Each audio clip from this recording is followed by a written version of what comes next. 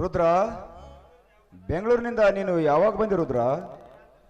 ನಿನ್ನೆ ರಾತ್ರಿ ಬಂದಿನ ದಣಿ. ಬರ್ಲಿಕ್ಕ ತುಂಬಾ ಹೊತ್ತಾಗಿತ್ತು, ಅದಕ್ಕೆ ಇಲ್ಲಿಗೆ ಬರಲಾಗಲಿಲ್ಲ ದಣಿ. ಹೌದಾ, ಇರಲಿ. ಒಳಗಡೆ ನನ್ನ ಪಾದರಕ್ಷೆಗಳಿವೆ, ತೆಗೆದುಕೊಂಡು ಬಾ. ಹೋಗು ರುದ್ರ. ಆಯ್ತು ದಣಿ.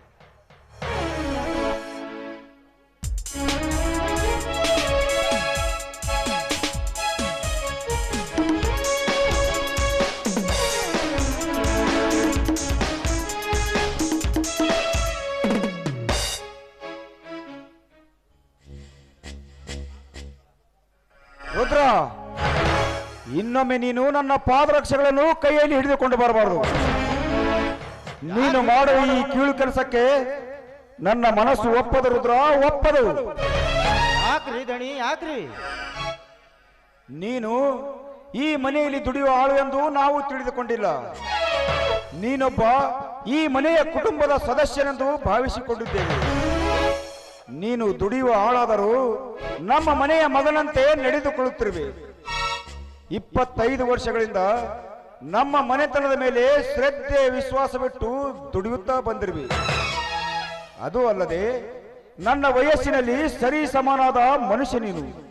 ಹೀಗಿರುವಾಗ ನೀನಿಂತ ಕೀಳು ಕೆಲಸ ಮಾಡುವುದು ನನ್ನ ಮನಸ್ಸು ಒಪ್ಪದು ರುದ್ರ, ಒಪ್ಪದು. ಯಾಕೆ ಒಪ್ಪುದಿಲ್ಲ ದಣರ, ಯಾಕೆ ಒಪ್ಪುದಿಲ್ರಿ? ನಾನು ಎಷ್ಟಾದರೂ ನಿಮ್ಮ ಮನೆಯ ಕೂಲಿ ಆಳು ಮಗ ನಾನು. ಹಾಗಂತ ನೀನ್ ತಿಳಿದುಕೊಂಡಿದೀಯ, ನಾವು ತಿಳಿಯಬೇಕಲ್ಲ. ನನ್ನ ಮನೆತನದ ಬಗ್ಗೆ ನನಗೆ ಎಷ್ಟು ಅಭಿಮಾನ ನನ್ನ ಹೃದಯದಲ್ಲಿ ತುಂಬಿಕೊಂಡಿದೆಯೋ ಅಷ್ಟೇ ಅಭಿಮಾನ ಕೂಡ ನಿನ್ನ ಹೃದಯದಲ್ಲಿದೆ. ಅಂದಾಗ ನೀನೊಬ್ಬ ದುಡಿಯುವ ಆಳು ಎಂದು ನಾವು ತಿಳಿದುಕೊಂಡಿಲ್ಲ. ನೀನೊಬ್ಬ ನಮ್ಮ ಮನೆಯ ವಿಶ್ವಾಸಿಕ ಅಭಿಮಾನಿ, ಈ ನಮ್ಮ ಮನೆಯ ಮಾನ ಉಳಿಸುವ ಮಾನವೀಯತೆಯ ಮನುಷ್ಯ ಅಂತ ನಾವು ತಿಳಿದುಕೊಂಡಿದ್ದೇವೆ. ದಣ್ಯರ, ನನ್ನನ್ನು ನೀವು ಬಹಳ ನಂಬಿದ್ದೀರಿ ದಣ್ಯರ, ನನ್ನನ್ನು ಬಹಳ ನಂಬಿದ್ದೀರಿ ನೀವು. ನಂಬಬೇಕು ರುದ್ರ, ನಂಬಬೇಕು. ನಂಬಿದವರಿಗೆ ನಾವು ನಂಬಲೇಬೇಕು. ಎಷ್ಟು ಸಾಕ್ರಿ ದಣಿ. ನಮ್ಮ ಜೀವ ಇರೋ ತನಕ ಎಲ್ಲರೂ ಸ್ವರ್ಗದಾಗ ಕಾಲ ಕಳೆದಂಗೆ ಕಳೆಯನ್ರಿ ದಣ್ಯರ. ಅವರು ಬಂದ್ರಿ ದಣ್ಯರ. ಎಲ್ಲಿ ರುದ್ರ?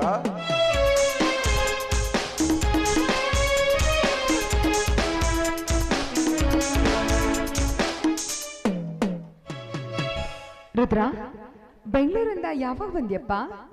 ನಿನ್ನೆ ರಾತ್ರಿ ಬಂದೇನ್ರಿ ಅವರ ನಿಮ್ಮ ಮಗ ಮಹಾಂತೇಶಪ್ಪನ ಬೆಂಗಳೂರು ಬಿಡ್ಬೇಕಾದ್ರ ನನ್ನ ಮನಸ್ಸು ಬಹಳ ನೊಂದ್ಕೊಂಡಿತ್ತು ನೋಡ್ರಿ ಅವರು. ಯಾಕಂದ್ರ ಇನ್ನು 6 ವರ್ಷದ ಚಿಕ್ಕ ಮಗ ಅವನು.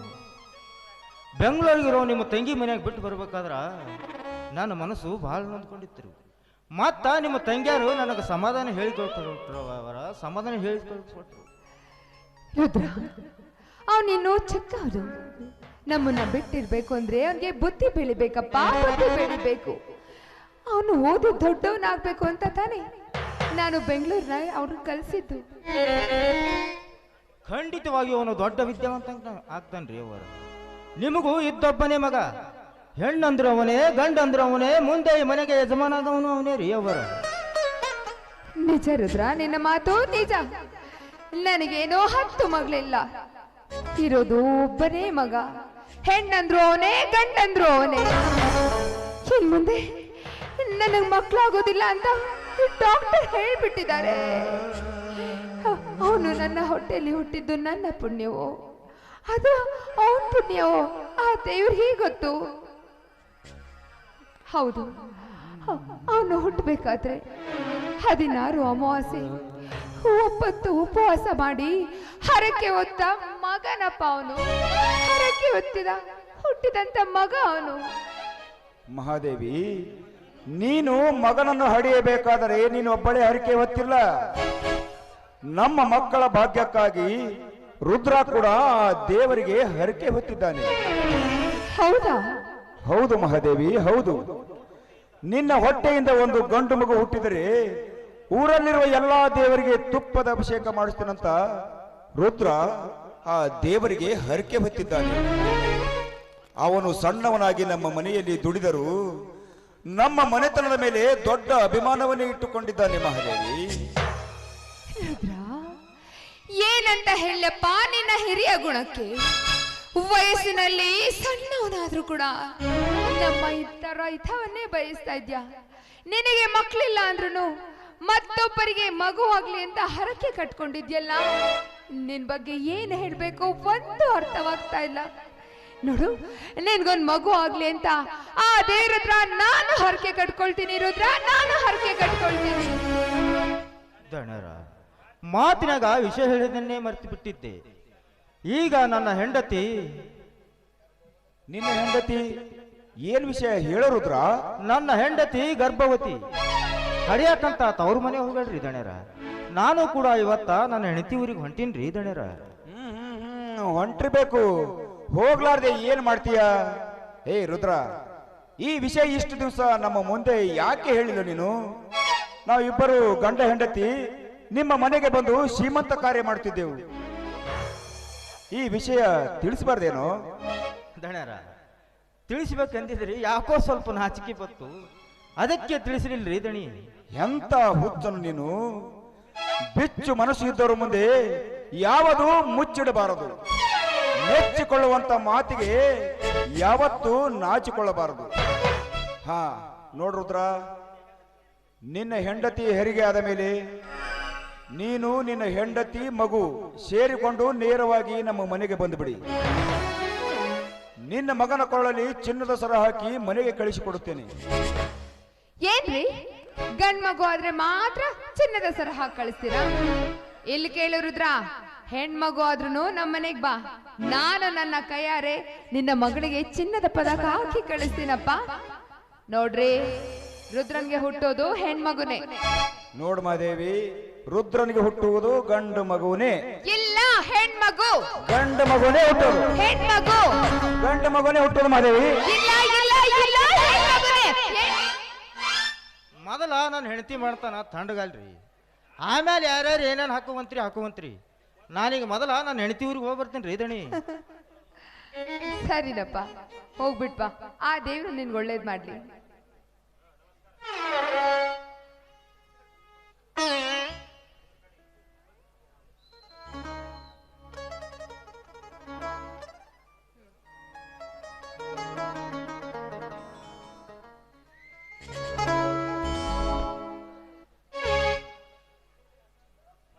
ಮಹಾದೇವಿ, ಸ್ವಾಮಿ, ರುದ್ರ ಮುತ್ತಿನಂತ ಮನುಷ್ಯ ನೋಡು. ಹಾ ಹಾ ಹೌದ್ರಿ, ರುದ್ರ ಮುತ್ತಿನಂತ ಮನುಷ್ಯ, ನೀವು ಬಂಗಾರದಂತ ಮನುಷ್ಯ. ಮತ್ತೆ ನೀನು? ಅದು ನಿಮ್ಗೆ ಗೊತ್ತಲ್ಲ. ನೀನು ಅಂತಿಂತ ಹೆಣ್ಣಲ್ಲ, ನನ್ನ ಮನಸ್ಸನ್ನು ಕದ್ದ ನನ್ನ ಬಾಳಿನ ಸೌಭಾಗ್ಯ ಲಕ್ಷ್ಮಿ ನೀನು. ಹೌದು ಹೌದು, ನಾನು ನಿಮ್ಮ ಬಾಳಿನ ಸೌಭಾಗ್ಯವತಿ, ನೀವು ರಸಿಕರು.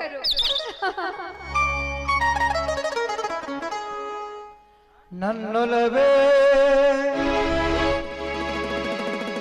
ನೀ ಬಾರೆ, ನನ್ನ ಚೆಲುವೆ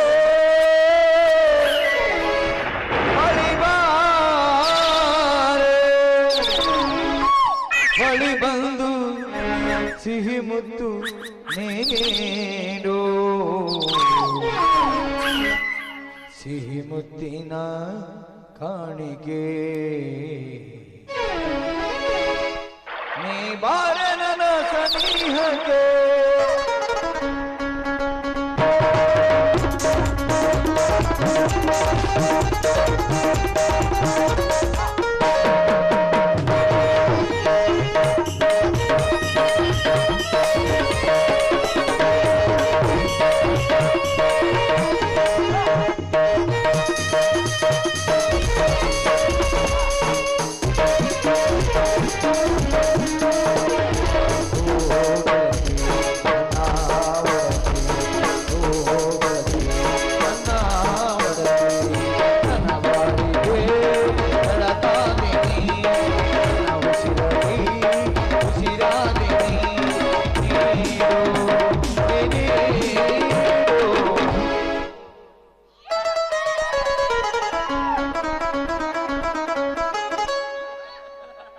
ಸಿಹಿ ಮುತ್ತಿನ ಕಾಣಿಕೆ ನೀ ಬಾರೆ ನನ್ನ ಸನಿಹಕ್ಕೆ, ಸಿಹಿ ಮುತ್ತಿನ ಕಾಣಿಕೆ